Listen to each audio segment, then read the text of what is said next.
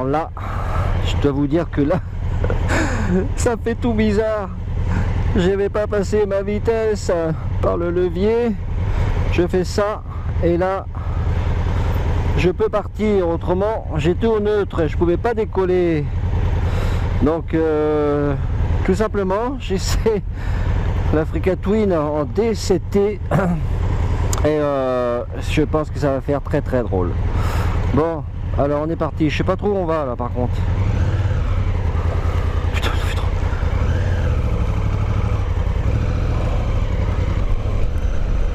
Alors bonjour tout le monde. Je suis très content de vous retrouver pour un nouvel essai de moto. Alors pour les connaisseurs, eh ben putain là, attendez, excusez-moi, mais j'arrive à un rond-point. J'ai envie de prendre ma poignée d'embrayage, j'ai envie de descendre des rapports, mais j'ai rien à faire. Donc voilà, ça fait assez bizarre. Donc alors pour tout vous dire, je suis au guidon de la Africa Twin en version DCT, donc boîte auto. Il n'y a pas de poignée d'embrayage ni de levier de vitesse. Ça fait bizarre, franchement. Mes premières impressions sont bon, je sais pas où on va là par contre, attendez là, ouais, parce que là on est sur Cognac en Charente, donc je connais pas les avenues non plus comme ma poche. Alors très franchement, au premier abord, c'est d'une simplicité,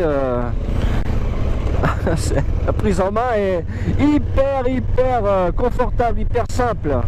Voilà, il n'y a rien à faire quoi en fait. On monte dessus, on prend le guidon à deux mains et puis on tourne un peu la poignée quoi. Voilà, il n'y a pas à réfléchir sur quelle vitesse je suis.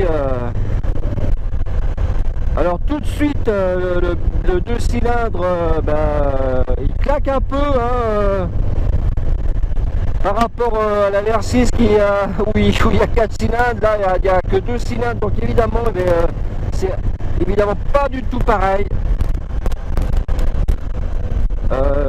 Par contre ce qui est appréciable malgré le bicylindre, j'ai pas fait beaucoup de kilomètres encore avec, mais il n'y a pas de vibration, de tremblement parasite au niveau des cale-pieds, au niveau des poignets pour le moment. Enfin, je trouve que c'est assez sympa.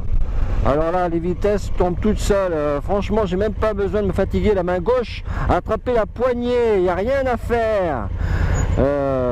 J'hésite même à freiner du frein arrière parce que franchement c'est bizarre. Ouais, il y a que juste à tourner la poignée de droite quoi, et puis voilà quoi. Je regarde quand même, il y a une pédale de frein arrière. Oui, bien sûr. C'est bizarre quand même hein. Franchement alors j'étais en 3, elle est montée tout de suite en 4 en bas régime. Ouais, ça répond pas mal quand même, hein, franchement. Alors par contre, voilà, là, elle est encore en 5e. Il n'y a pas de rapport descendu. Bon, elle monte dans les tours, il n'y a pas de problème, mais logiquement, on descend un rapport, quoi. Parce que là, ça tape un peu quand même. Là, je descends tout doucement. Je suis en 3e pour le rond-point. Ouais d'accord, c'est pas ça. Je viens de me planter. Oh putain, quand on découvre une bécane, alors là franchement non, parce que je suis tellement concentré sur la boîte auto que voilà, j'arrive pas à me faire à toutes les manettes autour. Pourtant franchement c'est pas compliqué. Bon attendez, je vais fermer le truc là, on va m'entendre un peu mieux. Alors moi ce que je trouve bizarre, c'est que je suis à 70 km/h, même pas à 60, je vais descendre un peu, 65, je descends pas de rapport. Et là quand j'accélère, ça reprend bien, il n'y a pas de problème, mais le bicylindre il claque, il tape dedans quoi. Bon après voilà, c'est un bicylindre, hein, faut pas comparer avec le 4. Et je dois dire que c'est quand même appréciable, hein, surtout que cette moto a un joli bruit, un joli son de pot d'échappement. Bon moi je veux quand même donner mes impressions. Déjà La première impression, c'est quand on monte dessus, la position de conduite est vraiment du tonnerre. Franchement, il n'y a rien à dire. Les jambes sont vraiment pas trop repliées, enfin voilà quoi, c'est un trail. Là la hauteur de selle est à 850 mm, donc voilà, pour 1m73, eh ben, ça va, c'est correct, hein. J'ai la pointe des pieds qui touche. Surtout que la moto paraît bien équilibrée. Franchement, non. Position de conduite, nickel. Alors là, j'arrive à un autre point, mes rapports tombent, 4, 36 km/h, troisième quand même, ouais. Voilà. Alors par contre, voilà, tu reprends 3, mais le bicylindre, ah ouais, mais bon, après, voilà, c'est vachement appréciable, quoi, de sentir que ça tape un peu dedans, quoi. C'est complètement différent de la mienne. Ah ouais, d'accord. Alors là, je suis en S3. Apparemment, les rapports, non, c'est pas apparemment, ils poussent beaucoup plus loin. Ils vont beaucoup plus haut dans les tours. Merde, j'ai semé mon pote derrière. J'ai pas fait gaffe.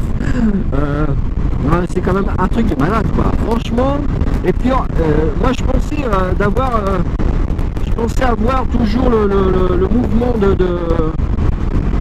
main gauche à chercher l'embrayage et le pied gauche à chercher le levier de vitesse. Et en fait, bah, pas du tout, quoi. Au bout de 3 km, ça y est, hein, t'as pas envie de passer les vitesses, quoi. T'as plus envie. Ouais, je pense que le S3 est vraiment pas mal en mode de conduite. Ça permet de pousser un peu plus loin dans les rapports. Par contre, en rétrocodage, il va falloir voir ce que ça donne. Alors, je vais peut-être vous gaver avec ça. Mais moi, si je fais une vidéo, c'est justement parce que, comme je connais pas du tout, cette moto et la boîte automatique qui va avec. Moi, je voulais absolument essayer ça. Et vous le faire apprécier ou pas. Alors, je donne mon ressenti comme ça. Voilà, donc là, ça redescend tout seul. 40 km/h, troisième, deuxième.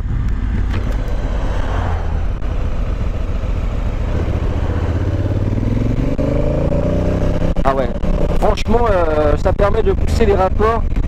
Ça permet de pousser les rapports nettement plus loin dans les tours. Alors, le contour est à barographe, par contre, eh ben, il n'est pas très lisible. Il est en dessus du kilométrage par heure. Il est là, ouais, il n'est pas très lisible, je dirais. Bon, on le voit, hein, quand on est habitué, je pense que ça doit le faire. Il y a quand même pas mal d'infos, hein, sur le tableau de bord, c'est sympathique, hein, j'aime bien. Il faudrait un peu de couleur par contre, mais enfin bon. Bon, enfin, je vais dire franchement, c'est un autre style d'apprécier la moto. C'est une autre façon de voir. Mais pourquoi pas. Alors là je sors du naglo, donc je vais pouvoir pousser un petit peu. Les vitesses poussent au maximum, donc là oui je monte. Je monte à 5000 tours. Bon, c'est pas excessif, mais pour pouvoir passer en cinquième. Et je ne passe pas en cinquième.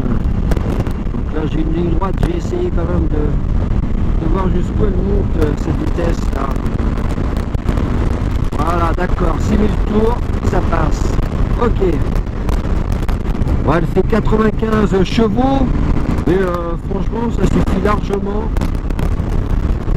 Bon, alors jusque-là, j'ai toujours pas eu envie de débrayer, de passer une vitesse au pied. Non, pas du tout. Ça fait bizarre. Je croyais, enfin les a priori, on sait ce que c'est, mais je m'étais dit, putain, je vais toujours chercher la pédale du levier de vitesse, la poignée d'embrayage. En fait, pas du tout. Une fois qu'on est sur cette moto, eh bien, on se laisse piloter pratiquement. Voilà, c'est ce qu'il y a d'étonnant. C'est plus quand on rétrograde, je pense, quand on est pratiquement à l'arrêt, on a envie de prendre la poignée d'embrayage, pour pas caler. C'est cette sensation qui fait que Ça fait bizarre.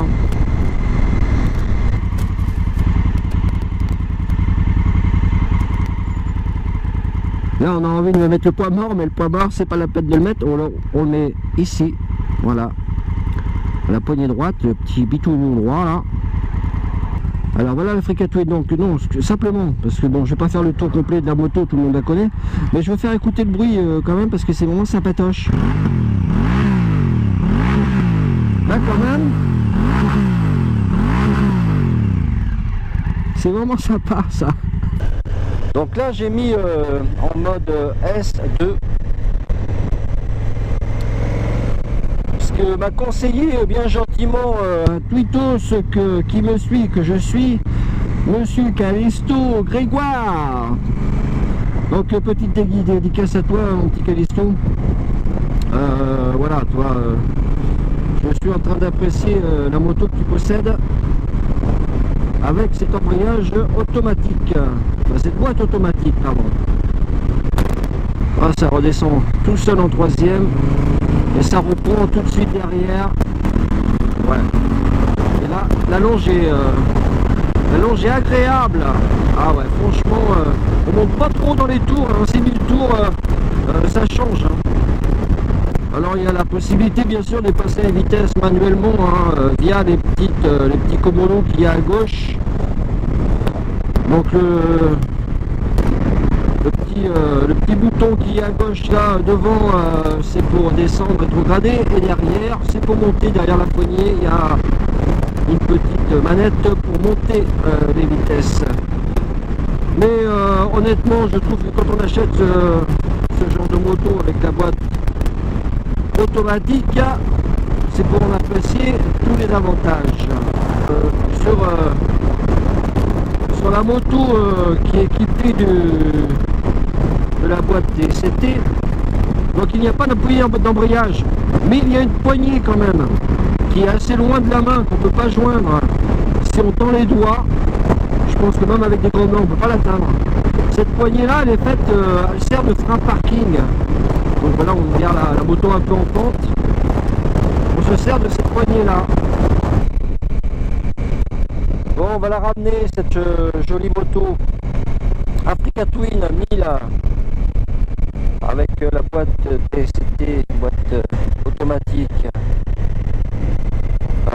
Mes impressions, de toute façon, vous avez dû l'entendre au cours de mon petit trajet là. Franchement, j'ai aucune appréhension d'aborder cette nouvelle boîte. Au départ je croyais que j'aurais été attiré par prendre sans arrêt ma poignée d'embrayage pour être regradé, mais même pas.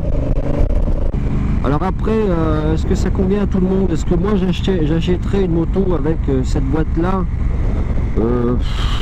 Bon, allez, à 40% oui, 60% non.